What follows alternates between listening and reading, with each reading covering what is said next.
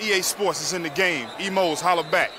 Madden NFL 2004.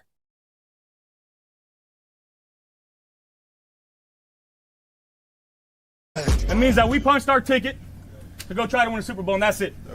We got one game at a time, starting at 1 o'clock on Sunday. Love y'all, boys. Love you. Love you. I'll go to war with every single one of you, every f***ing game, all right? Love you, 1-7. Here we go! 1, 2, 3, 1, 2, 3! Win!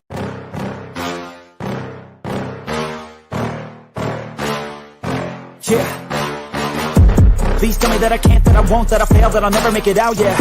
Please tell me all the bad, never good, fill my head full of every single doubt, yeah. Please say any negative thoughts, I pop off when I hear people say I cannot. I get off to the thought of proving everyone wrong, I won't stop to the top, so you better back off and get lost. I'ma stay loud, stay proud, never running out, never heading south. I'll be spreading out, call it word of mouth, can't put me down, I'll be getting loud. You can have me doubts, not what I'm about, have your fucking clout. It be raining now, I keep making sound, go another round, bitch I'm legend bound, can't stop me now.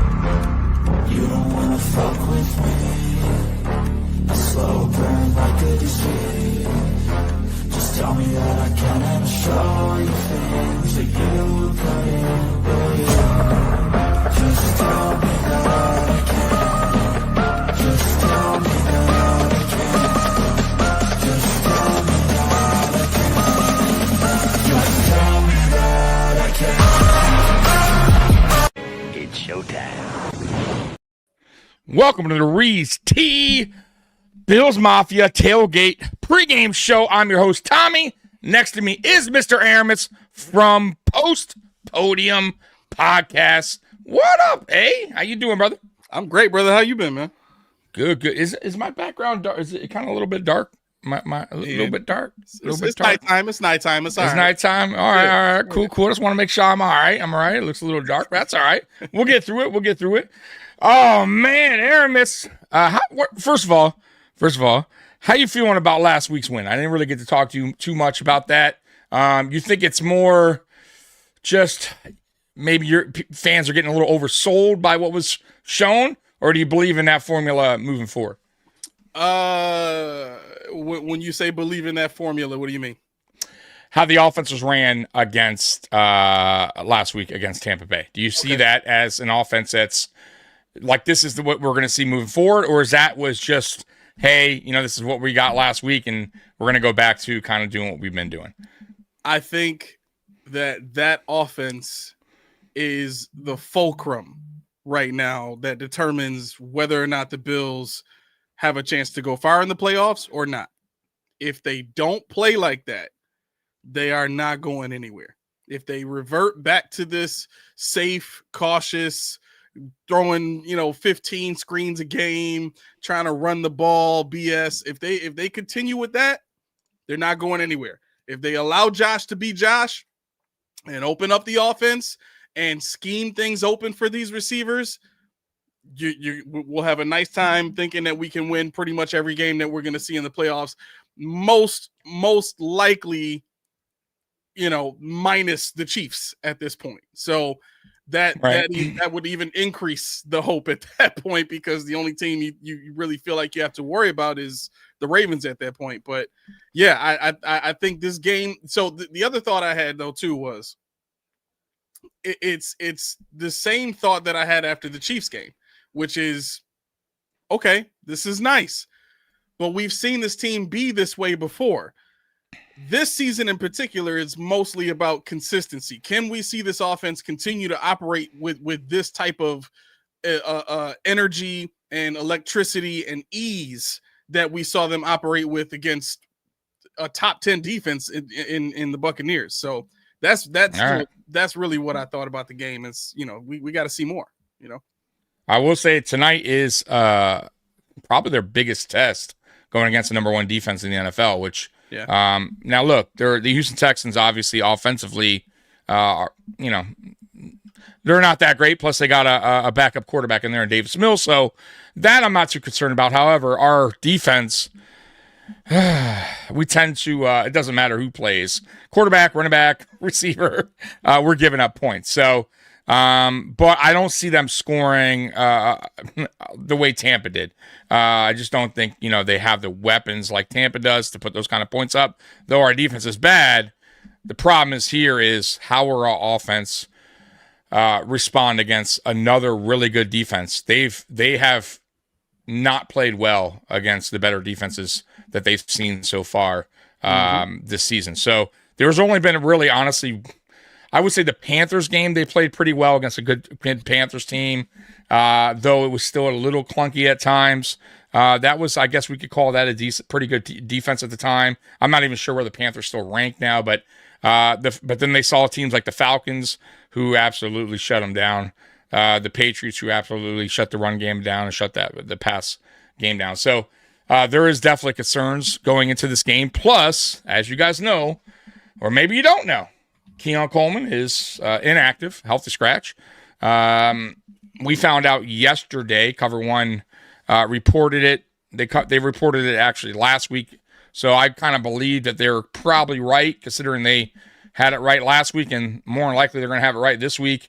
Man, what's your thoughts about Coleman now being inactive 2 straight games in a game that we probably do need him out there, considering how banged up we are offensively in the receiving room?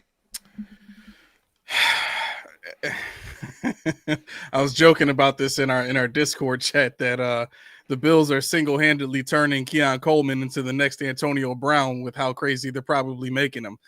I mean, look, it's a square peg in a round hole, and at this point, if you're gonna go this far as to try and force him to learn something that was in him in college, just let him go. Let him go somewhere else. Let somebody else use him that is willing to put him in the power slot position and do some things with him, like San Fran and now Washington is doing with Deebo Samuel. Because to me, that's the model. This is the Buffalo Bills' Deebo Samuel. You have to use him like a power slot. You can get him on those shallow crossers. You can get him the screens. Like that's one of the other things I don't understand.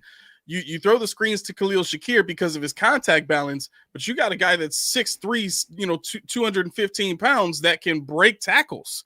We saw him break a tackle and run for 50 in Houston last year. So we know that he's capable of doing those types of things. It's just that the Bills are it doesn't seem like they're willing to put him in that position. So if that's the case, you got to let him go. I'm not going to make excuses for Keon. I think the Bills culture is not for everybody, and I never thought that Keon was a Buffalo Bills guy anyway. And even with my time, talking to him, I don't get the sense. You don't see the match. Yeah, I don't get the sense that he came into the building and felt like, okay, I can fit in here. I think I belong. This is the place for me. Right. I got it. But do you think something else occurred, or do you think this is still McDermott kind of punishing him for last week still?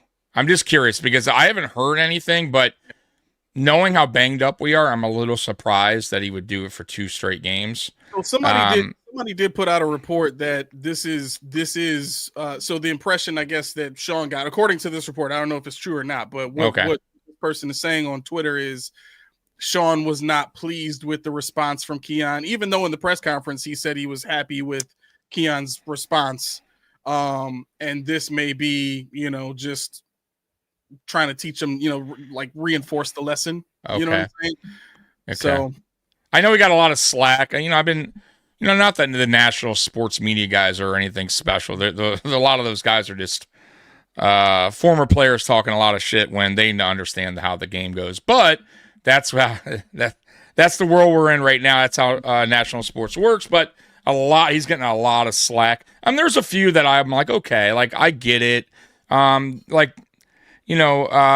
Sharp brung up a good point. The only really good point that he brung up really was production over tolerance, right? So your production has to kind of match up with the tolerance, right? So if your production's way down here, and the tolerance, right? So it's not, if it doesn't match, you're not going to get a lot of leeway. So he's not helping himself with the production, basically, is what he's saying. Like you can't You can't miss practice, because he was saying, look, man, we had guys always miss practice, but if your production's way up here, they're going to be a little bit more tolerant of stuff like that. But if your production's way low, the tolerance ain't gonna it ain't matching. So sure. I got that point. I totally did.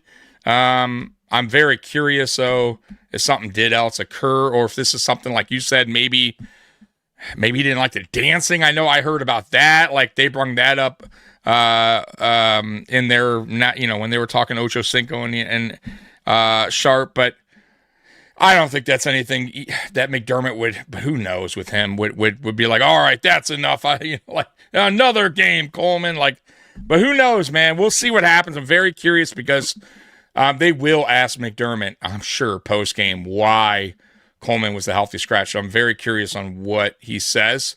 If there is another reoccurring something else happen after the fact. So just curious, or this is this thing that he wants to really teach him a lesson, but you're kind of hurting the team, in my opinion, a little bit, but go ahead.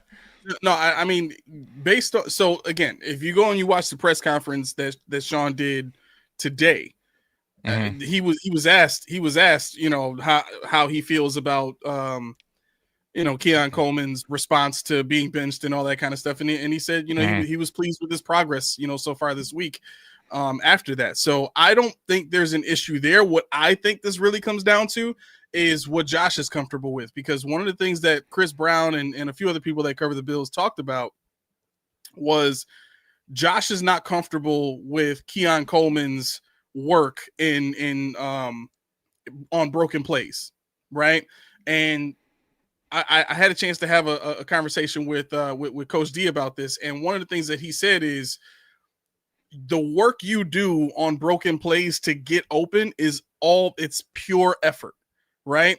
So when you connect that thought to something that Sean talked about in regards to effort, he talked about, you know, Keon Coleman's effort, and he talked about how guys who work hard will get the ball. These are all things that deal with this mindset of something is not clicking on those broken plays. And when you compare that to what happened with Shavers and what, you know, Curtis Samuel almost got the ball. I think it's more about Josh Allen's comfort level with the receivers that are going to be out there, as opposed to punishing Keon Coleman. I think Gabe Davis gives Josh something a little more comforting. He's been one of those guys that's really good at getting open on broken plays. So I think that's talking about big game Gabe, right? No, I'm talking about regular old Gabe Davis, number 13. I thought I was going to get you. I really did. I thought I had you real quick. You weren't falling for that. Okay. All right. Okay. As long as we win games, that's all that matters. And you know what? That's absolutely true. Like, and I said that when we were kind of going through we'll see if we're still going through our offensive funk, but I could care less if you bring. I was just saying, bring up Gabe. I don't care, because trade deadline already passed. I just want to win. I just want to see this offense play better, and it doesn't matter. I don't care who it was, right? If it brung a spark, so be it, right? Do what you got to do to correct the problem. And if Gabe Davis is the answer, fine. And then I don't care. Like, I just want this team to win, get into the playoffs, and hopefully pray that this offense could continue to play at a high level and ultimately get us to where we need to be, and that's the Super Bowl. Like, because, guys, once again, I'll say it like I said it a million times. This offense, this team's only going to go as far as Josh Allen and the offense could take it. That's it. Forget the defense. The defense is trash. There's no correcting it. There's no fixing it. We've tried for the last, what would you say, Aramis, 6 seasons, 5, 6 seasons to be fair, I guess, to correct this defense and get this defense to be at least helpful, right? To at least be a crutch at times for the offense. And it's simply not, guys. Like, that's the downfall of this team, right? You look at teams like Philly who's struggling in offense. They got a crutch. They got their defense to bail them out. We just don't have it. We simply do not have the defense to bail us out. And that's unfortunate. It's unfortunate that we have a defensive-minded head coach that has a defense that cannot bail the offense out when it needs, and it is what it is. So yeah, I get it. And what was that comment earlier from Thomas saying I'm not gonna? Yeah, so Thomas, he always messages me on X saying, "Fuck McDermott." And he's like, "Tonight I'm not gonna say. I'm just gonna go ahead and say it right now. Fuck McDermott." And I'm like, "Okay, cool." It's what it is. So honestly, so hear me out, Hermes. The most important thing that's going on this weekend is the Hallmark movie. And I wanted to talk about that because you wanted to bring that up for all the couples out there. Keys, your co-host, you, and anyone out there with the significant one. It's a very important day, Saturday night, 8 p.m. And want you guys to get your hot cocoa ready, your blankets, your favorite blankets, and snuggle up for the Bills love story. Aramis is ready. He's been talking about it all week, hyping it up. And it's too bad I don't have a significant other to share that with. Too bad. And, guys, I want to say this too. As a bonus, Sean McDermott is in this movie, which is just amazing. So it's truly amazing. Can I say something really quick to the last point we were making before very weird commercial break? Me promoting the Bills Hallmark movie? Okay. I'm not sure what movie you're talking about, but oh, sure. Well, okay, all right. So I want to say something really quick that I feel like everybody needs to accept, and I don't really care about the criticism that comes after this. Uh-oh. There are only 8 defensive minded head coaches in the NFL right now. 8. The Buffalo Bills, in the entire 9-year period that Sean McDermott has been implementing his scheme on defense, we've only ranked in the top 10 twice.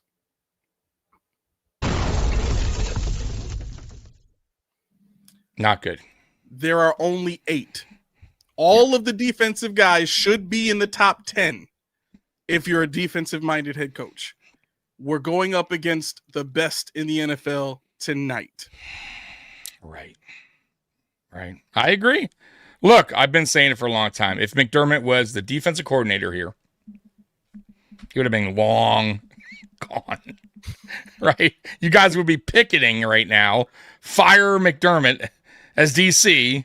If he was in year 9 and their defense was terrible like this, this would not be acceptable. Yeah. And don't listen. I'm not saying the players aren't responsible, but these are his players, guys. These are the guys that he tells Bean that he wants extended here. These are the guys that he wants to bring back. I get it. Bean's not perfect, but at the same time, if your coach wants those guys back, then the coach can't complain about the defense missing tackles or not in their gaps or whatever the hell's going on. This is your guys. You wanted to bring them back. It's your responsibility, and you failed year after year after year after year. So, listen, that's why I said, Aram, it's I'm done. I've tapped out of the defensive side of the ball. Forget about it. At this point, man, I just wish Bean would go rogue and just load up on offense and just say, fuck, right? Yep. Just have, right?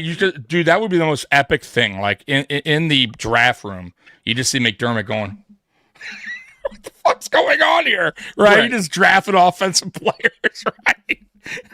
McDermott's going to fire him immediately, and then we go and win a Super Bowl, of course, right? And McDermott will go, well, that's not complimentary football. Right. It's not how I want to do it. That's the thing that worries me about tonight is everything that you've heard from everybody that covers the Texans, everybody that knows anything about this Dan Orlovsky, friggin' Greg Cosell talk. You hear them talking about this defense. You hear the guy who covers the Texans talk about this defense. They don't have a weakness. They don't have and they don't even do anything extravagant. They don't specialize in blitzes like the Buccaneers do. They don't blitz you 70% of the time like the Falcons do. They don't mix up their coverages and confuse quarterbacks like the Seahawks do. They don't do any of that stuff. They just line up and they're better than you. Period. Right? Yeah. I'm with you. What do we know that's probably going to force Sean to do? Curl up in a ball and say, okay, I'm not taking no chances. We're not throwing the ball down the field. We're going to do a lot of safe throws. We're going to try to run the ball control. We're just going to win a hard, tough 10 to 8 game.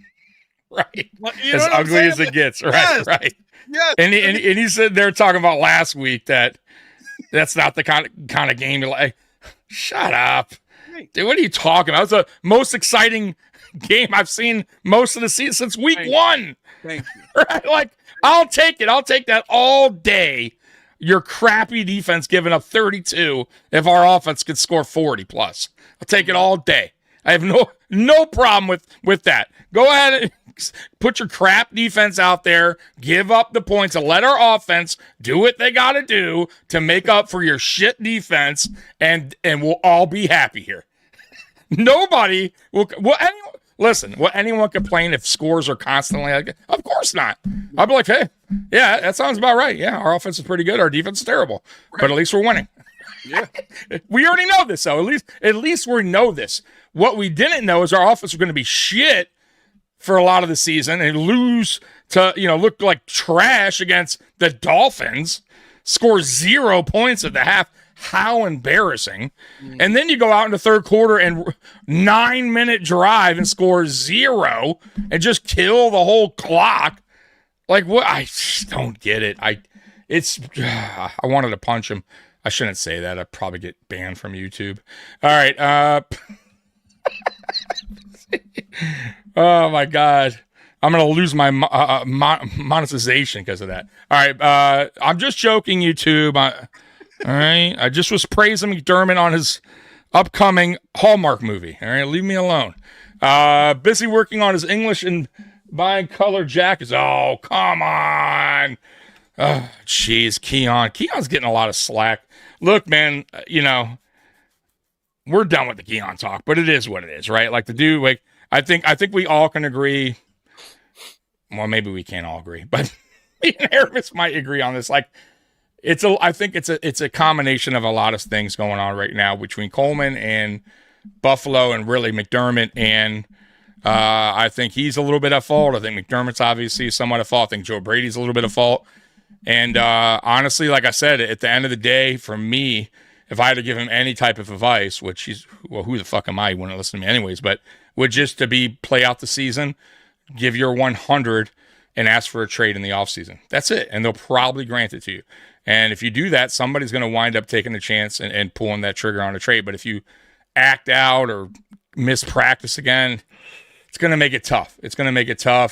So I'm just curious what the Bills do then if that continues to be a problem, which I don't think it will be, but that's my only advice, moving forward, man. Just put your 100% effort in there, man, because injuries are going to – I'm going to say this too. Injuries will happen.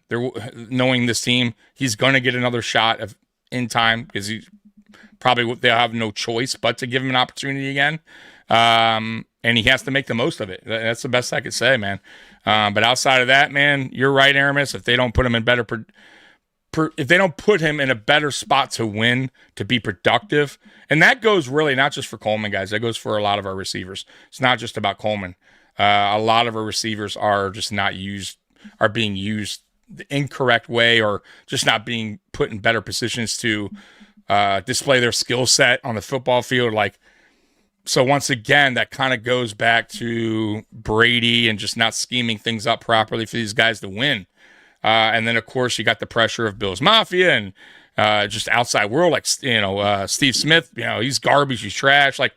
So I get it. Frustrations and all that set in, and it is what it is. But still, no excuse. You got to show up to your meetings, man. So hopefully they get that sorted out, and hopefully he gets another shot. So that's enough of the Coleman talk because we're done with that shit. It is what it is right now. So Let's move. Oh, by the way, there is a poll tonight. Let me check that poll. So you guys know we've done this poll in the past, which is the Aramis. Pick Aramis's box. So Aramis, guess what? Guess what's leading right now? 27 votes. The mystery box. Really? The mystery box. Wow. At 48%. Okay. Yeah. 26% is the complaint box. No, 25% now. 29% is the compliment. So it's close, kind of close with the compliment and complaint, but the mystery box, 48%. Look at that.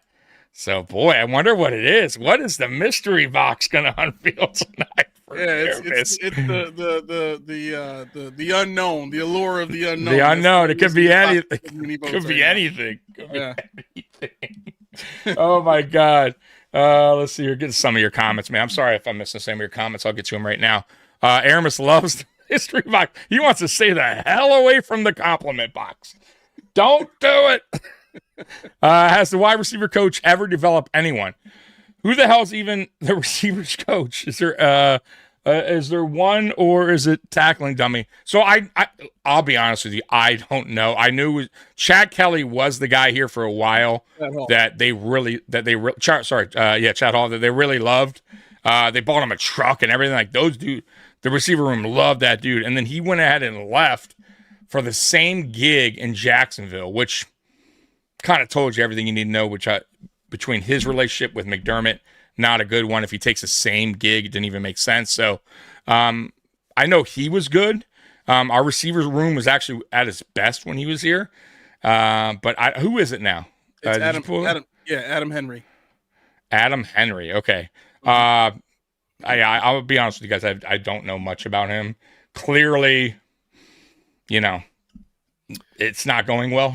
So he was the wide receivers coach for Indiana, LSU, the 49ers, Cleveland Browns, Dallas Cowboys, and the New York Giants. He's also a tight end coach for the Raiders. He coached Pro Bowlers OBJ, Anquan Bolden, Amari Cooper, CeeDee Lamb, Jarvis Landry, and tight end Zach Miller.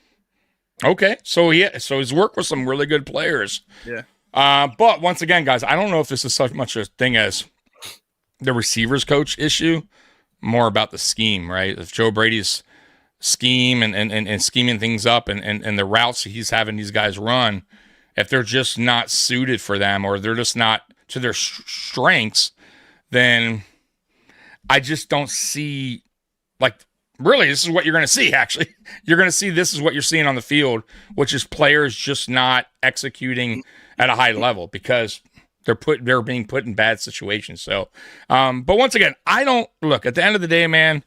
I don't care how you fix it. Just fix it. If it's Gabe Davis, if it's going 22 personnel when Kike gets back, fine. Whatever works, make it work. For me, I'll be honest with you, man. I just feel like if you want this to truly work, you gotta unleash Josh. You gotta get him out of the box. You gotta stop playing this small ball bullshit. Take some more chances downfield. Like I'll tell you what I liked last week, Aramis. Them taking shots downfield, even the ones they missed. Like even though Josh missed them, I'm like, okay, this is great because this is telling the defense, hey, we're gonna fucking take those shots now. Like, all right, you want to play us a certain way? All right, well, guess what? We're gonna make you pay. Yep. Even though he didn't hit him, I still love the fact that they were actually attempting them. Because moving forward, defenses and coordinators are going to see that tape and go, wait a minute. Okay, whoa, are they going to actually throw deep now? Hold on. What the fuck's going on?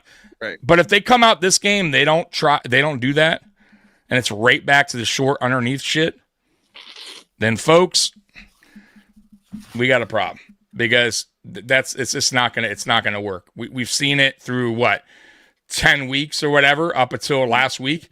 And it was not pretty. So to me, man, you got to open it up a little bit more with Josh. You got to take those deep shots. I'm not saying take 10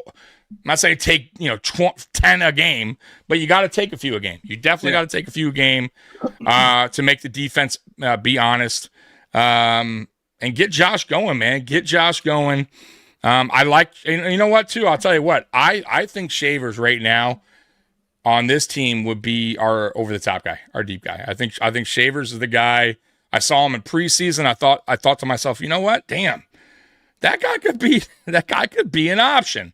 And, we would think it would be guys like Elijah Moore with the speed, but we're not getting that. They're not even really attempting it, right? So for me, if it's Shavers and they feel comfortable with Shavers going deep, fine. Give him more opportunities. I feel like every time he's gotten the opportunity in preseason, even right now, he's lived up to that. He's executed. So for me, get Shavers more involved in that part of the game. What do you think about Shavers? I'm a Shavers guy. I've been crying for Shavers to get an opportunity on this team for the last 2 years now. Me and Keys, we've been talking about this a lot. I think the prospects of a 6'4", 211-pound wide receiver that runs a 4.38 is exactly what this team has needed for a very long time. And not only that, but he's shown that he's got great hands and he can run really good routes. I don't understand how he's not gotten an opportunity sooner. And I'm a guy that loved the fact that we had a seventh rounder and Stevie Johnson come onto the field and just take over as the number one wide receiver.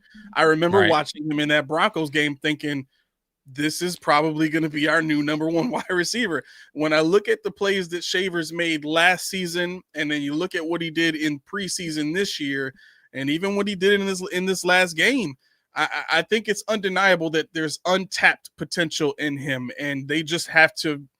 Because the other thing I was kind of frustrated about this when I was talking about it on my show yesterday.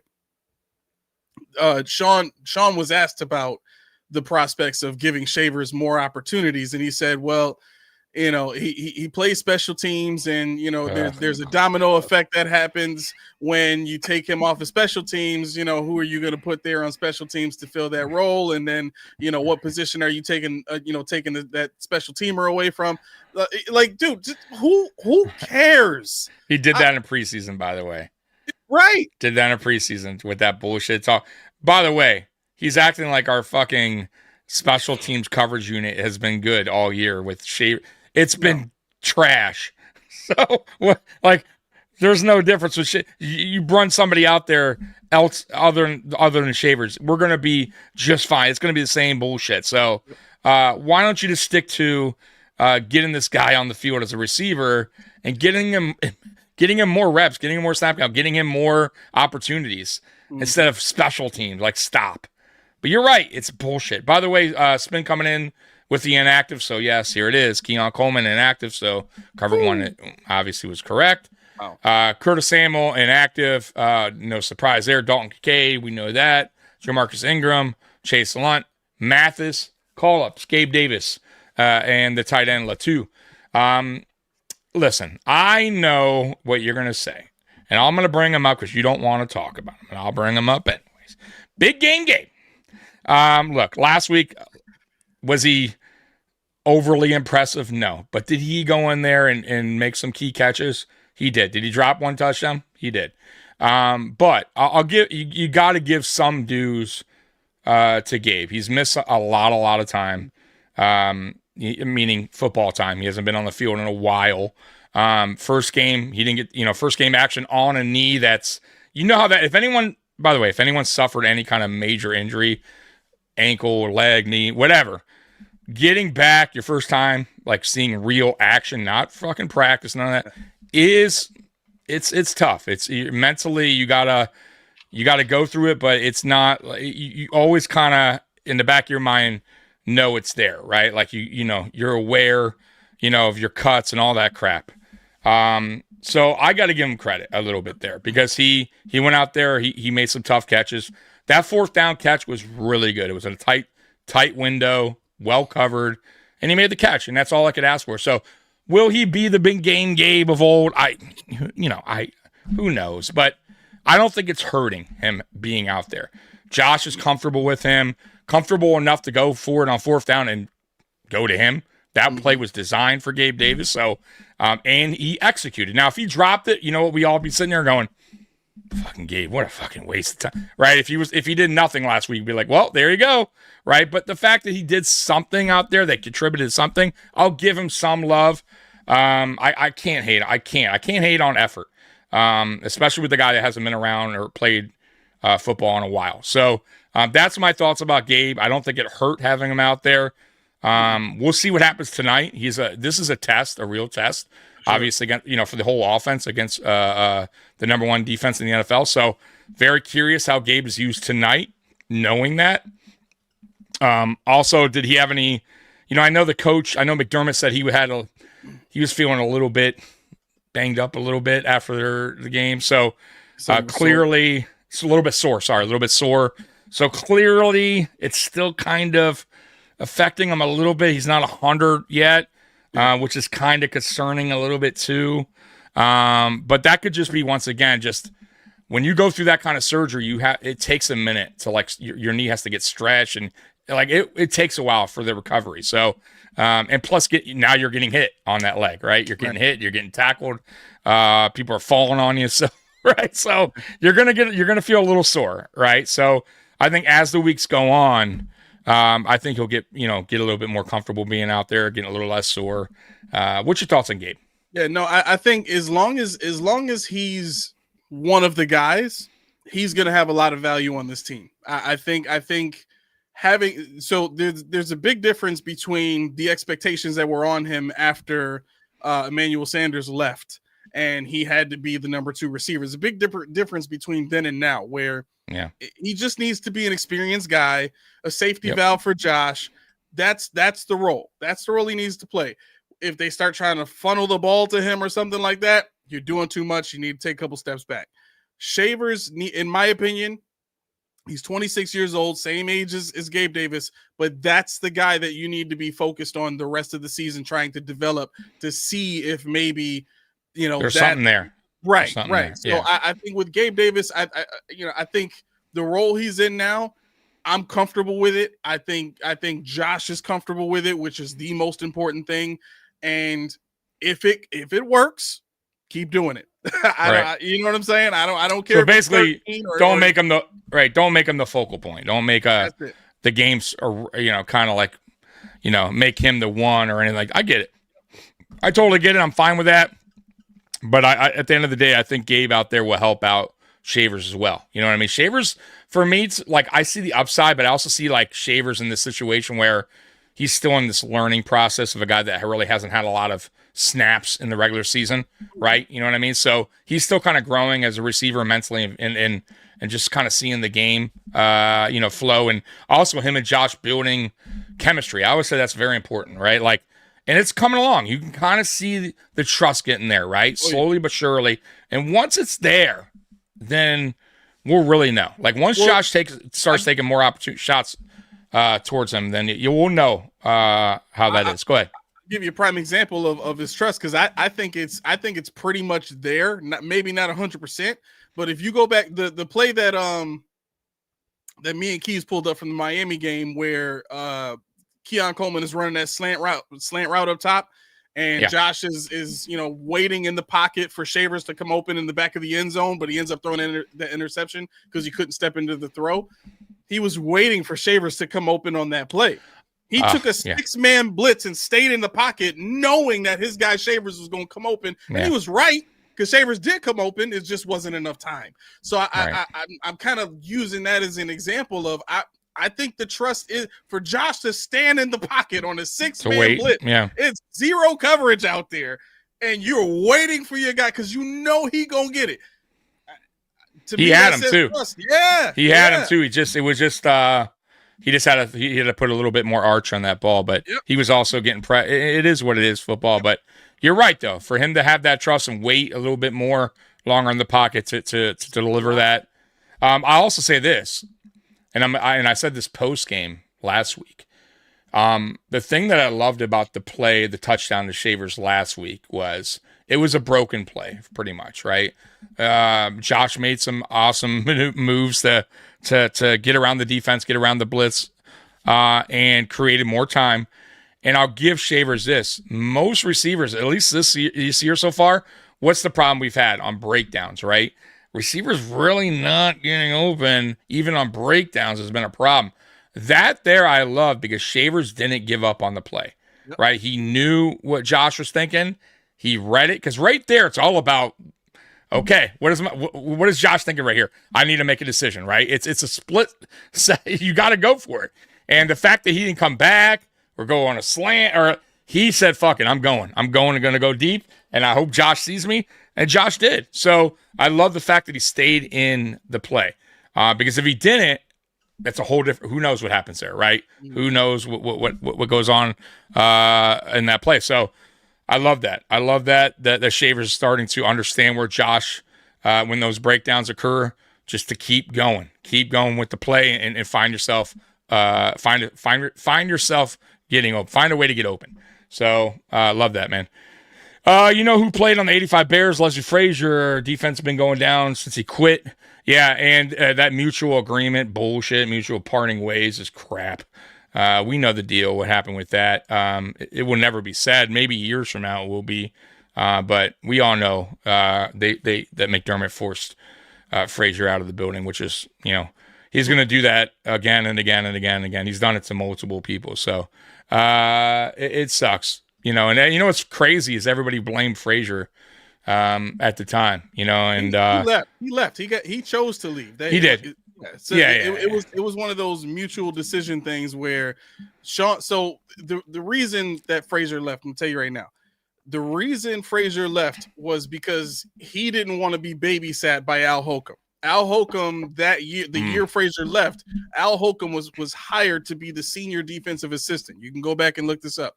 Leslie Frazier, at that juncture of his tenure with the Bills, had just experienced 13 seconds in which Sean McDermott takes the playbook from him a few times during that game to call plays. So not only is he getting embarrassed like that, because he's on the sideline with his players. He ain't up in the booth. He coaches from the sideline. So correct. Sean takes the playbook from him during this game. That's embarrassing to a guy like Frazier, who's been a head coach in the league and has the kind of resume that he has. Mm-hmm. And you fast forward to the following year, 2022. Oh, now we're going to have a senior defensive assistant. Now, what's important about this senior defensive assistant position is at that time, and you can look this up. This is in the Tyler Dunn report. There were players, or there were people in the building, right? And I heard this from several employees in the building, people that used to work there. There were players and employees that were designated to report back departmental happenings to Sean McDermott on a regular basis. And Al Holcomb stepped into that role with the mindset that, basically Leslie Frazier was going to hand over his playbook to Al Holcomb, and Al Holcomb would basically just kind of supervise the entire time. Frazier was like, hell no. He was like, all right, I'm not going to make it public. Y'all, we can work out a story that works for y'all and works for me. Just say I just wanted to take a year off or something like that. But for those of y'all that think that Sean got rid of him, explain to me how Frazier immediately the next season gets into the accelerated coaching program.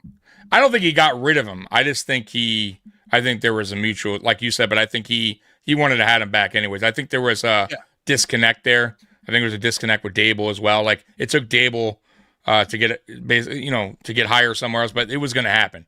That relationship was already, fucked up. So you're right. Like he took over Leslie Frazier's play calling actually a few times. So and Leslie Frazier, he was a pro and he took it. He took it well and he talked to the media about it. He didn't throw any shade towards McDermott. He could have, but I feel like now McDermott understands that he can't hire on the outside for these big time positions. Ever since Dable and Frazier. So now everything's going to be hired within guys that he already could control. Got younger guys, younger coaches that haven't really had an opportunity yet.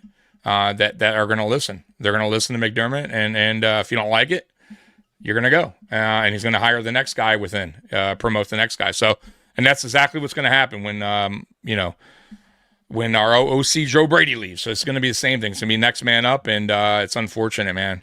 But it is what it is. Steve, 6th highest paid with the defensive minded head coach. Yeah, for the defense. Yeah, it's once again, that's why I don't even talk about the defense anymore. It's a waste of my time. Nothing changes. We could sit here and talk about, the off season and things, positions we need, and mock drafts and all that bullshit. But at the end of the day, he's not doing anything that we feel like, or at least a lot of people feel like Sean McDermott should do. Right? What kind of talent he should bring to the defensive side of the ball? Like, they're just not going to do it. He wants a certain guy. He wants a certain culture. Certain guy that fits the locker room. He wants a certain type of player on the field as well. And if you think you're going to get your true one tech, it's never going to happen. It's been shown that. So it's unfortunate. And he's always going to have older defensive players return as well, right? Like guys that he loves in the locker room. Like I'm not going to hate him on the Poyer one. He kind of got lucky in a way that Poyer, because everything I've said about Poyer is he really didn't want to play this year, but they kind of convinced him to. And that's been a great addition, Poyer, I got to say, because Cole Bishop has been playing fantastic. And I'm going to talk to you about Cole Bishop right now, actually, since we're on Cole Bishop. Mm-hmm. I truly believe that the addition of Poyer coming up, at least being called up to the 53, just having him there, not necessarily playing beside him because they're splitting reps right now with Hancock, but just him being out there has been a help to his growth. I'm not saying that Bishop couldn't have got here eventually, but I think you're starting to see a much better Bishop week after week because of the addition of Poyer just being out there, letting him know what he's seeing, even on the sidelines. Like, I truly believe that. What do you think? Yeah, I think the other part of this too is the subtraction of Taylor Rapp, because Poyer has been there the whole season, since preseason, coaching him and stuff like that. But Poyer being on the field makes a big difference, not just from a coach, a player coach sort of standpoint, but from a responsibility standpoint. The fact that Bishop is allowed to play coverage in a way that suits his skill set, where he can kind of keep everything in front of him and doesn't have to turn his hips and run with the guys very much. That's what he needs to be. He is not a deep third safety that can just turn and run with most receivers. He needs to be able to see everything happening in front of him and just react. And having a guy like Poyer on the field that can help him not only, kind of decipher what's going on, but also take some of that slack off of him of having to, have all of this responsibility of getting the defense right and playing coverages that he's not suited to. That's the other part of what Poyer helps to do for Bishop. So I really think what we're seeing now is just Bishop kind of being in a role and having a certain level of responsibility on the shoulders that he can actually handle now. And this is what happens when you put players in the right position. When you force them into places that they don't need to be, you have the first half of Cole Bishop's career. When you allow him to do what he does best and just go play and be fast and think less, this is what you have now. So I love the progress that I'm seeing from Cole Bishop. I think that there was hope seeing how he played in the AFC Championship game, getting it, almost getting that interception he should have had. It. But even in that, it was like, oh, he can diagnose and make plays like that in that big of a moment. Okay. Right. Okay. There's hope, but I'm happy that we're getting to see it now. Hopefully he's allowed to just continue on this track. And hopefully he stays healthy. Like that's the thing that's been kind of the thorn on his side. But I'll also say too, this is good for Hancock too, going through this now. Because Poyer's not going to be here next year, right? So this is a great opportunity for Hancock to learn from a guy that's been there, done that many seasons, understands this defense very well. Because guess what? This defense ain't changing, right? This is the defense, so you might as well learn it, right?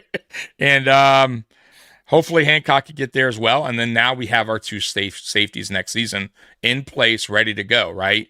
And I think that's what everyone wanted, to be honest with you. They all wanted Hancock to get the opportunity, and he's going to get it. He definitely will get it. I think right now it's working with the rotation, and I don't mind it. But in time, it's going to be Hancock Shop. We all know this, right? Steve, never forget McDermott started Peterman over Josh. And we trusted this guy. Forget that. How about he started Nathan Peterman over Tyrod Taylor in 2017? I mean, forget that. How about that? Like, that was, for me, that was worse. Like, I'll be honest with you. I kind of understood it with Allen, though I hated it, right? Because I knew Peterman was god awful. But I get what they were trying to do with Allen. Like, but they the initial plan was for AJ, whatever the fuck his name was, McCarron, right? AJ McCarron to be that guy for that year, to kind of just, we're going to be a shitty team, but he'll kind of, just float along and we'll win a couple games with him and it won't be so bad. But then he was so bad in preseason, and Peterman actually had a decent preseason. So they're like, all right, let's go ahead and get what we can for AJ. And I think they got like a 5th round pick. They didn't even, something like that. It wasn't even bad. The Raiders, right? Gave up a decent pick for him. So, but it was a disaster. I was so pissed watching that game. But I think, like I said, I think the Tyrod year, 2017, pissed me off more than anything because, I don't understand why you would bench Tyrod at that time. I just didn't get it. And we wound up going back to Tyrod. We make the playoffs. And then stupid Peterman comes in because Tyrod got hurt and he was terrible in the playoffs, So, yeah, I get it. But I'm not super upset about the 2018 role. He quickly pulled Peterman out. It's like that didn't last too long, so I'll give him his dues. At least he understood it and stick with it. But yeah, that right there is more on, I think, Bean and McDermott for not having a seasoned vet to start that season, if that was your thinking for 2018. Yeah, McCole. Yeah, thanks for your services, brother. He's on IR, by the way, so he'll miss 4 games. We'll see if he even makes a comeback at all. So yeah, the injuries with this team is amazing. The guys that we have the worst luck when it comes to player injuries. I have no idea. But I'll say this: he also didn't play a lot of football. He didn't play any football this year, did he? I think he was. Wasn't he a free agent for a while? I don't think he signed with anybody. I could be wrong, but I don't think he played for anybody. But you talking about Benjamin Hardman? McCole. Oh no, he right. So that was his first season. You're right. So he gets his first game action, and pulled a calf, whatever happened there. So it's gonna happen. That's why I was saying about Gabe Davis. He's gonna be sore. Like, he hasn't had a lot of action for a while. So expect that. Let's see here. Oh, let's see what your poll's at real quick, and then we'll move on to the next thing. So, man, dude, Aramis, 51% on the mystery box right now. 22% on the complaint, 27% on the compliment, and that's 41 votes. So it's looking pretty good tonight. No compliment. All right. This weekend. This is a surprise, man. People love the compliment. Yeah, you got friends in here tonight. So let's get to, let's see what I got here. Oh, so here's a question. So when do you think the last time the Bills won in Houston? And who was the starting quarterback?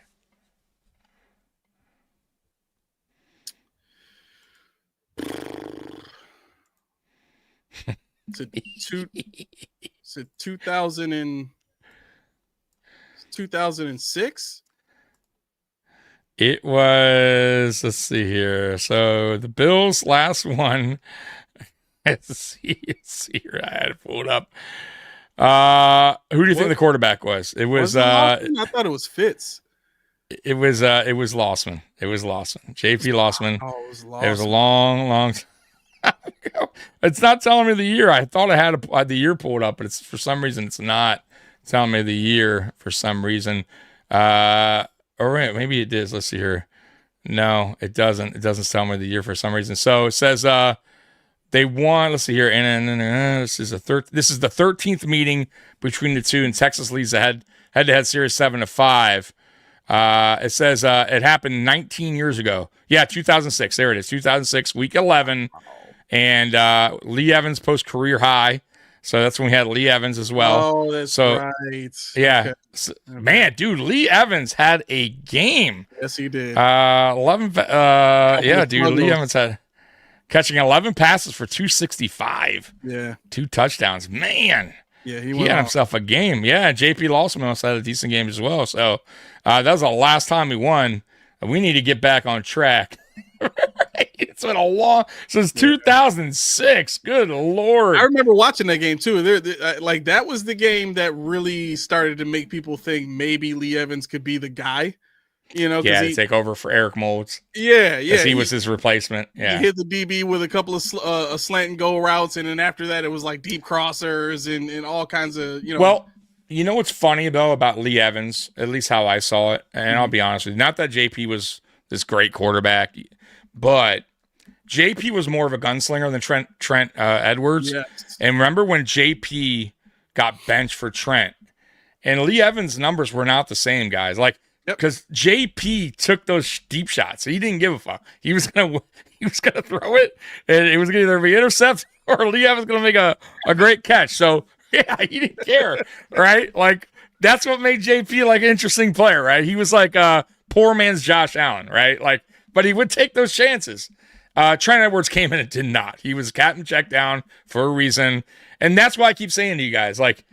I don't want that type of football here. Like, I'm not saying I want JP Losman football here. Yeah. But I also don't want Trent Edwards type football here, right? Where everything's short and underneath, check down. Because believe it or not, like, yeah, if you want Allen to be check down, I'm sure he could do that. But if the results aren't going to be what you want, right? And he's gonna go like, well, I took the check downs all fucking game. And, right? And they gave us 2 yards. We're always in 3rd and 7th. It ain't going to work, guys. Like, you eventually got to go deep. You got to take chances.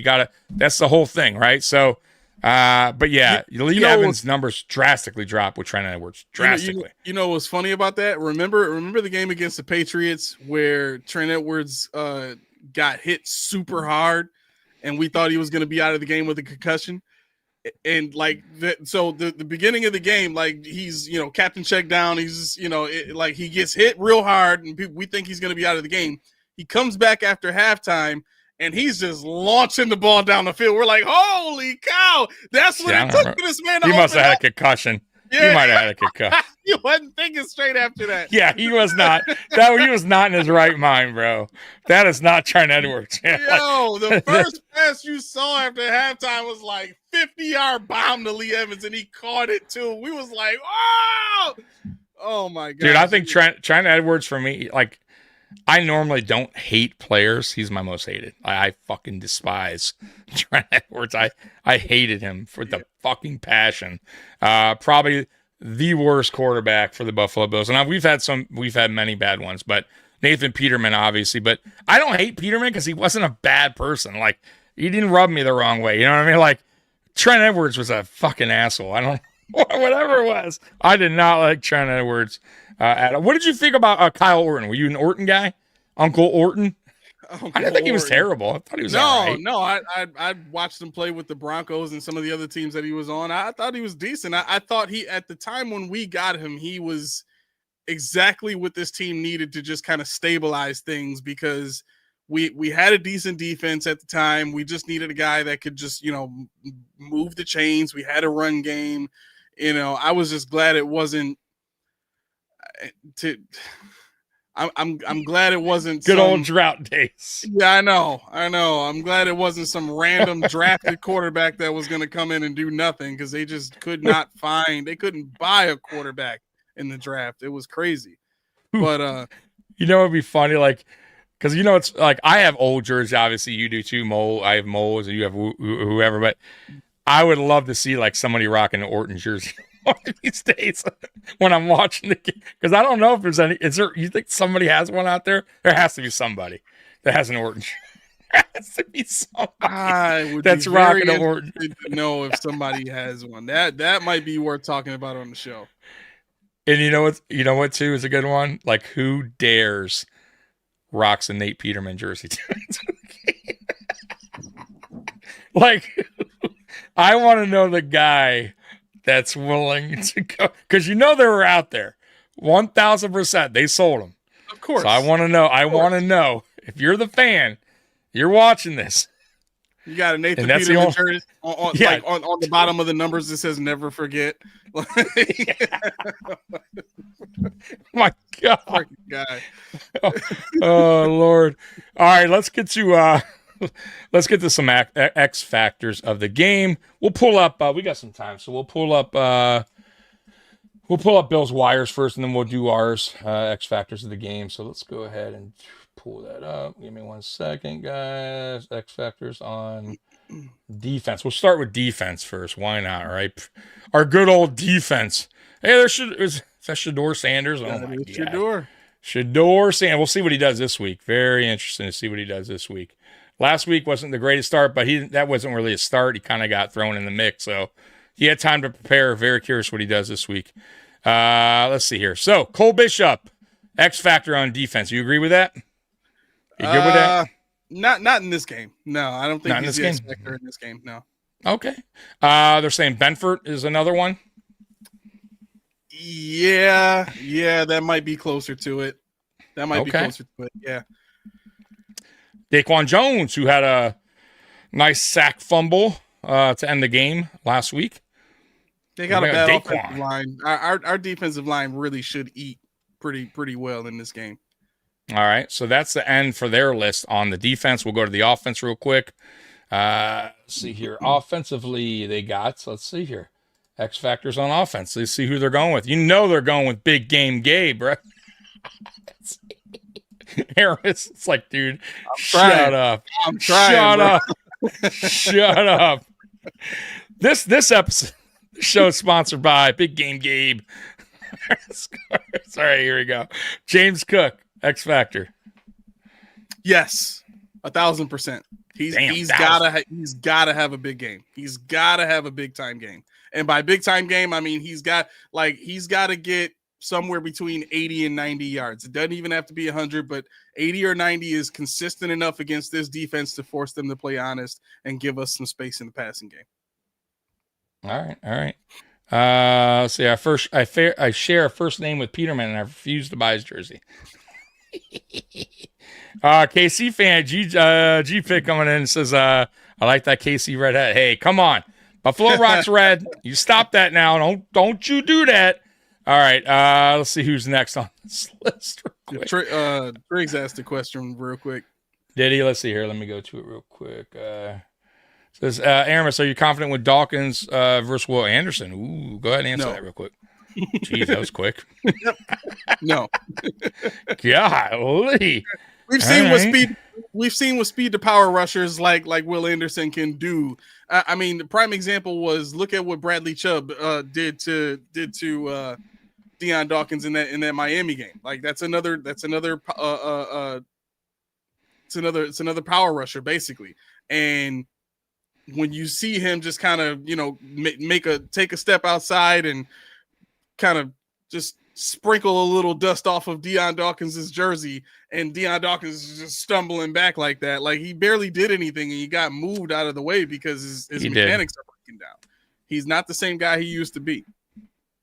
I think Deion is still up there with some of the better tackles in the league. I think, you know what it is? He's just, sometimes he has these games where it's like almost like he just doesn't put his all in, his 100 in, or I don't know. It's weird with Deion, man, because I've seen Deion play against some really good edges, and he holds his own. So, but then I've seen games where he just doesn't look like the Deion that played the game before that. So I don't know. He's weird like that, but I still consider him one of the better tackles in the league. I'm not gonna, I just know that he's not as consistent as I would want.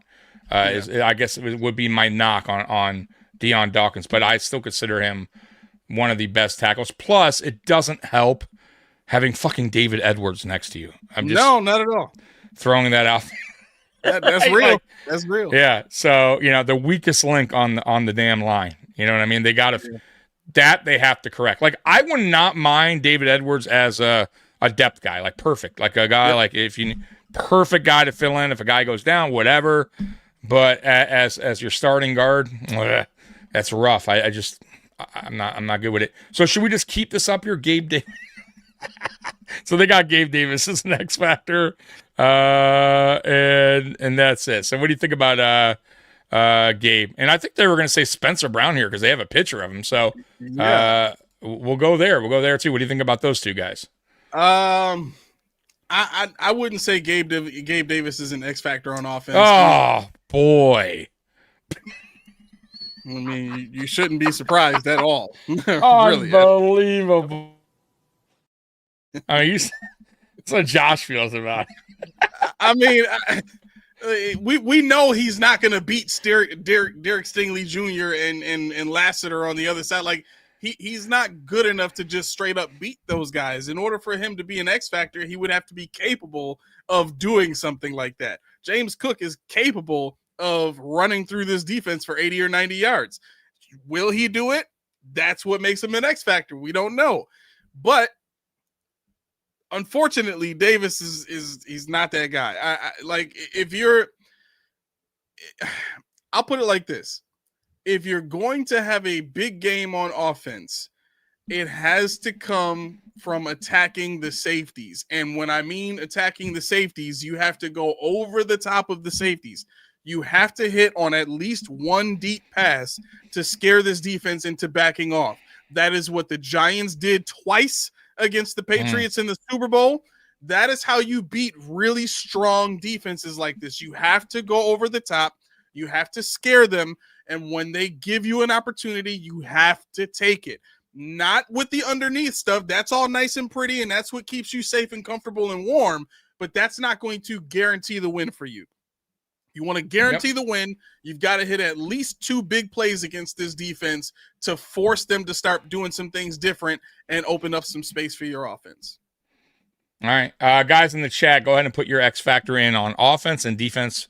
And we'll go ahead and get to that now with ours, so we can pick one each. And I'll start with you, Aramis. Go ahead and pick your offensive and defensive player X factor of this game. So my X factor is going to be Spencer Brown. Honestly, the tackles on this team need to have a big night. If you want Josh to be able to play confidently in the pocket and not break out too early or not start, running into sacks or running into his spy, he needs to be protected. They are going to have the game of their lives against these pass rushers. The offensive line in general is going to have the game of its life against that defensive front seven. So, but if I'm, just naming one guy specifically, definitely Spencer Brown against Will Anderson. Will Anderson's going to line up on that side most of the time, unless they're doing some weird stuff, but they don't do that very often. They just line up and play. So offensively, Spencer Brown for me. Okay. Defensively? Defensively, I think if you are really going to create hardship for that offense, I think, and this is the hard part because I don't think the Bills are gonna follow him, but whoever's covering Nico Collins has to have a great game.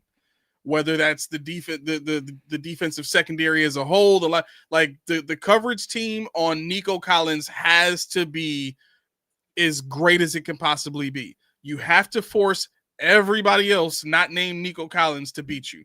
And everybody else not named Nico Collins is young and fairly inexperienced. Jalen Noel and Jaden Higgins are their 2 rookies they drafted. Jaden Higgins is basically a starter on the team. Xavier Hutchinson's the only other wide receiver they have that has any kind of experience that they get into the game regularly. So I think as a coverage unit, you have to take Nico Collins out of the game. That is the guy that Davis Mills likes to go to the most. That's the guy he looks for the most. Nico Collins has 36 targets over the last 3 games. You take him out of the picture. Now all of a sudden, Davis Mills has to deal with his trust issues with the other receivers. Now you're looking at a longer period of time that Davis Mills is thinking and processing, which will lead to more sacks and pressures. Okay. Offensively, I'll go Gabe Davis. Why? Because I have a bet going with Keys, and I'm going to tell you guys, look, Keys said Gabe Davis has himself a game. He's going to put this Let Him Cook on the Post-Podium podcast. The hell he will. That's what he said. This What? Oh, yeah. We have a bet going on. If Gabe Davis has himself a over 60 yards and a touchdown. I think he said 60 or 70. I got to go back. But either way, 60 or 70 with a touchdown. Oh, so you're on board. Okay. And then this goes up in the background, virtual background, all so long. Right behind Aramis. Picture of Gabe Davis. I'm not jumping in the bet, but I doubt he's getting 60 yards. I sincerely doubt that. And a touchdown. I upped it up with the touchdown. And a touchdown? And that's how confident I am in BGG. That's an easy bet. That's an easy bet, bro. Wait, so what do you have to do if he doesn't? I forgot what. I think I just have to say post-podium podcast rules or something like that. Something simple. All right. No, I really don't even. I don't even know if I think I. You said it was 85 in the TD. No, don't. Don't believe that. I think it was actually. Damn it, 80. Fine, 85 in a touchdown. 85 in a TD. Fine. What did I say? I don't know if I even. I think it was just a straight up bet. I don't even think I risked anything. This is a win-win for me. Yeah, it seems like it. Yeah, I don't think I put anything up. I said I have texts. Oh my god! All right, so that's my X factor on offense. All right. How about this? Yeah. If Gabe Davis does not go for 85 and a touchdown, you have to draw the number 4 on a T-shirt and wear it on your next show. No, God. Fine. That's a bet. I'll do it. I'll do it. He says some damn let him cook. Size number 4 too. Oh, I did say I would go let him cook. Oh, okay. All right. Yeah. All right, get to your score predictions. By the way, go ahead, guys. Everybody in the chat, go ahead and put what you think tonight's score prediction will be. What your score prediction will be. That is, and what did I say? That's offense, Gabe Davis. Defense, Gabe Davis as well. I think he gets no. So defensively, I'll go Joey Bosa. I think Bosa can get to Davis Mills in this game. Mills isn't, a guy that really worries me so much in the, moving around in the pocket there. So he's a guy that can get gotten to. So I think Bosa might get a sack and a half this game, something like that. So I'll go Bosa, creating pressure all night long, getting a sack somewhere, maybe 2 even on the night. So as far as prediction, what's your prediction goes? Until I know which team is going to show up consistently, I'm going to give 2 scores. if we see, yeah, it's scary, right? when you. If we see the Bills v Dolphins team, it's probably going to be a 17-9 beatdown by the Texans. If we see the Bills that played against the Bucks that have solutions and can protect and can take chances and let Josh play freely, I think the game is probably going to be somewhere around 23-14. Man, look at Sophie. I mean, she's. Woo! I'm getting people understanding though. Did you see that? Let Gabe cook. Right? Oh, man. Key, look away. Look away, Key. Let him cook. Don't let him see that. Oh, man. So, oh my God. Yeah, this is tough, right? This is tough when it comes to the Bills. I want to say that the Bills will take care of business tonight. I want to, but every time I do that, they disappoint me.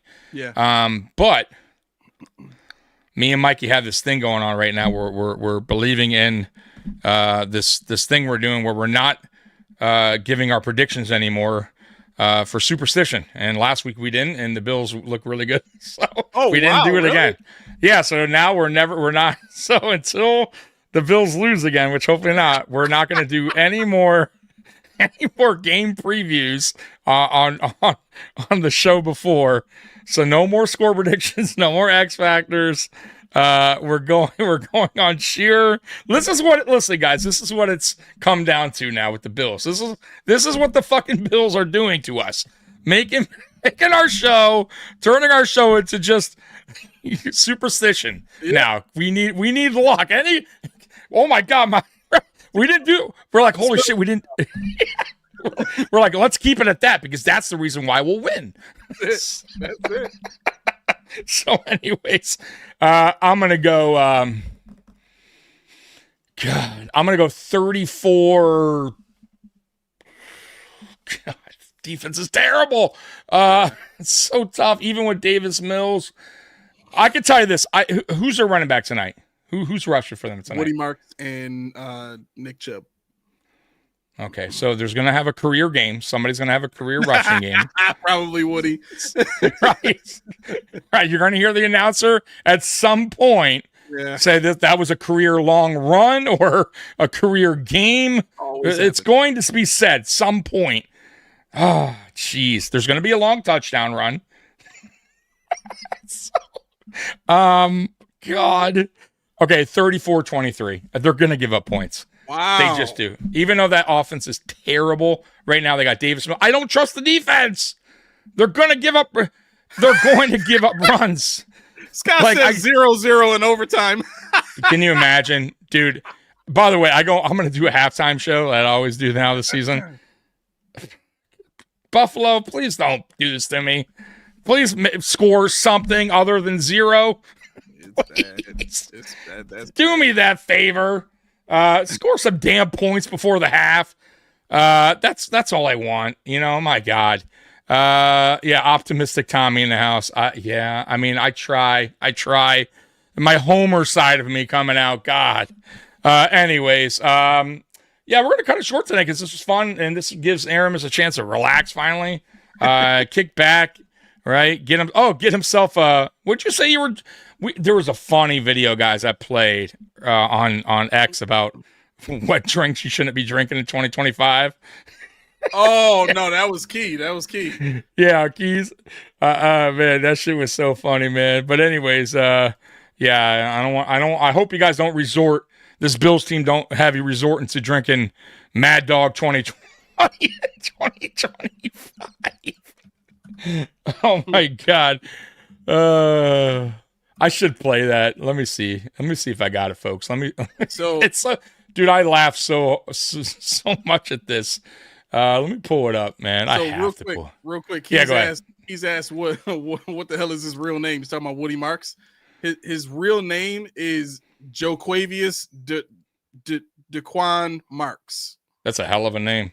Joquavius Daquan Marks is his real name. And the reason he got Woody was due to his love for the movie Toy Story.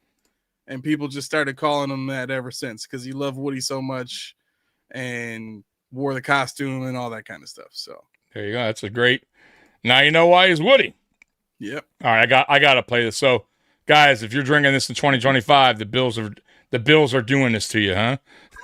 Well, look at here. When we was young, boy, we used to drink any damn thing we got our hands on. But if you still drinking this shit in 2025, pack it up. You got a damn problem. Let's get it. Well, look at here. If you still drinking this shit in 2025, you still drinking Mad Dog in 2025? Well, you got a damn problem. Come on. No. You drinking 8 Ball in 2025. You drink OE. Oh, Lord. Girl, don't piss him off. He slap the shit out you. Come on. Oh, hell no. It can't be that bad. You drinking Wild Irish Road.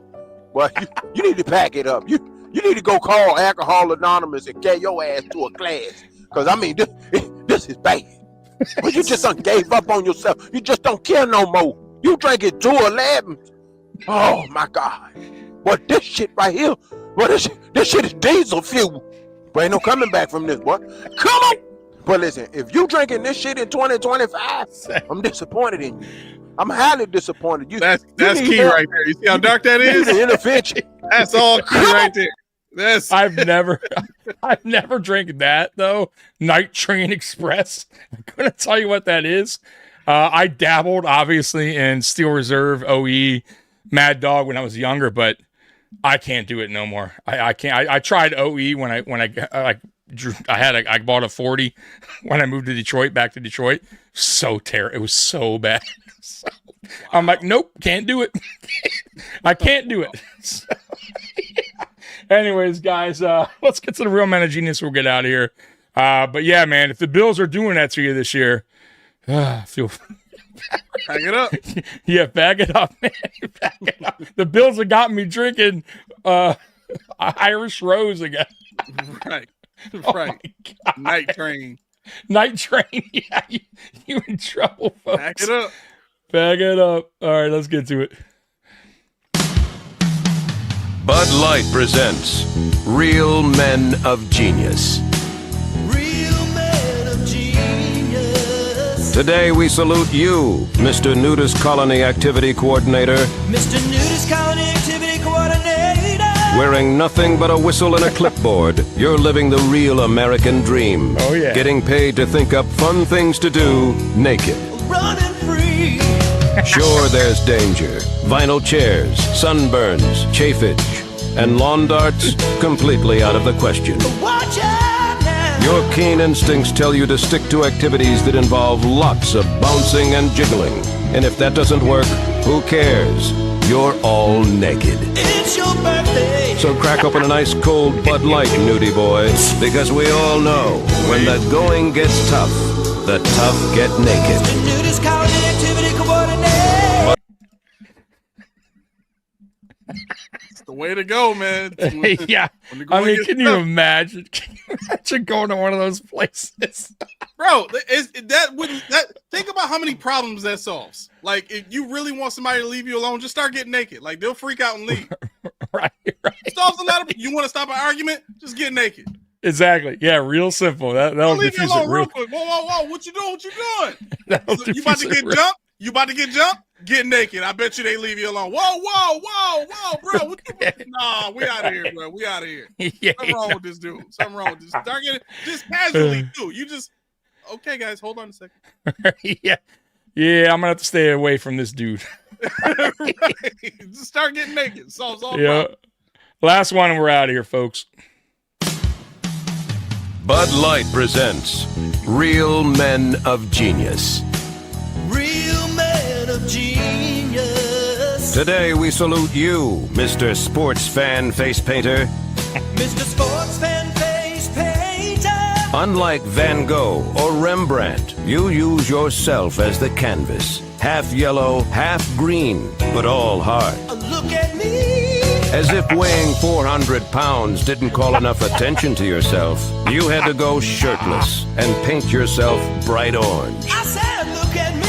And you top it all off with a rainbow wig, oversized sunglasses, and absolutely no shame. No, seriously, I said, look at me. So crack open an ice cold Bud Light, Mr. Sports Fan Face Painter, and know we'll keep cheering for you until we are orange, purple, or blue in the face. Mr. Sports Fan Bud Face Light beer at Anheuser-Busch, St.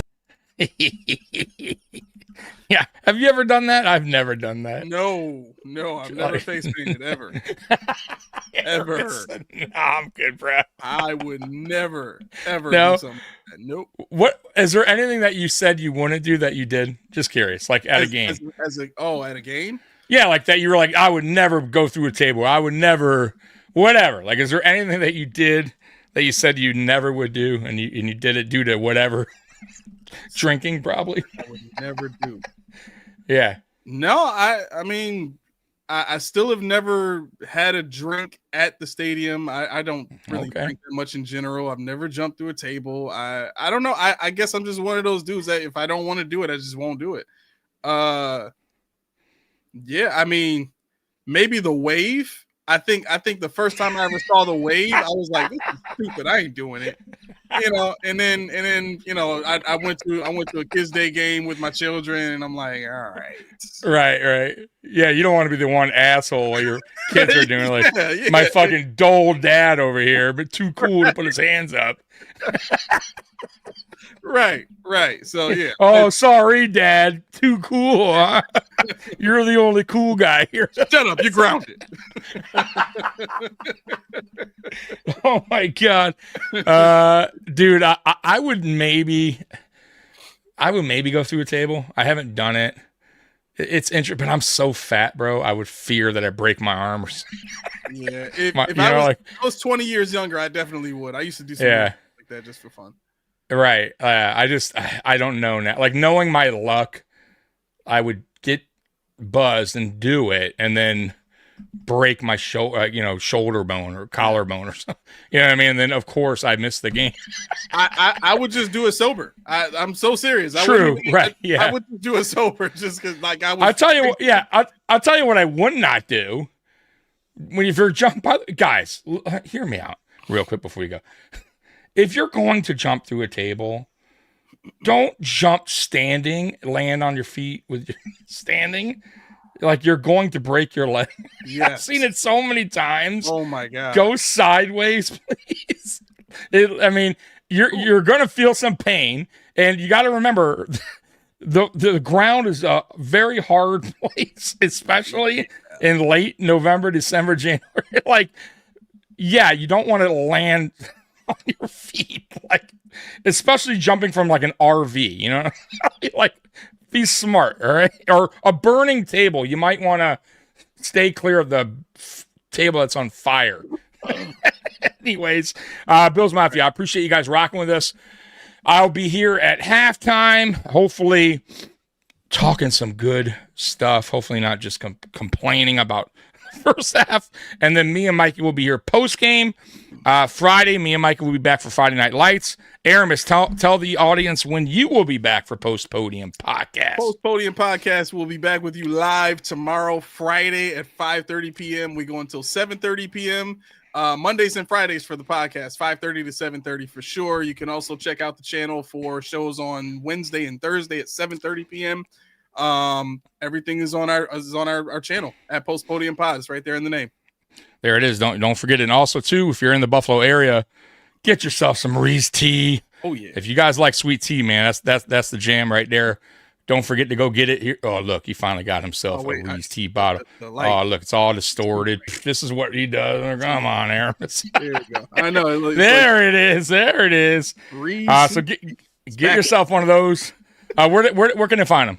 Where they at right now? All Delta Sonic stores right now. We're talking deals with a bunch of stores all over the country right now. So if you're not in Buffalo and you need to get a hold of it, resweettea.com is the place that you can go. And you can order by the case. I think they're also breaking it down to 8-packs that you can order. If they're not already doing that, they will be doing it within the next month or so. Definitely check them out. Best tasting tea in town, wherever you are, no matter what. There you go. Actually, the official tailgate tea of Bills Mafia as well. So that's right. Definitely. If you like yourself some good old sweet tea, that's the jam right there. By the way, real quick too, Monday at 9 p.m. Monday Night Uncensored, we'll be having Arthur Moats, former Buffalo Bill linebacker and Pittsburgh Steelers linebacker, on the show. And Aramis will be my special co-host because Mikey is out. So you don't want to miss that. We also are playing Pittsburgh that following weekend. So it's going to be really good talk, kind of pick his brain.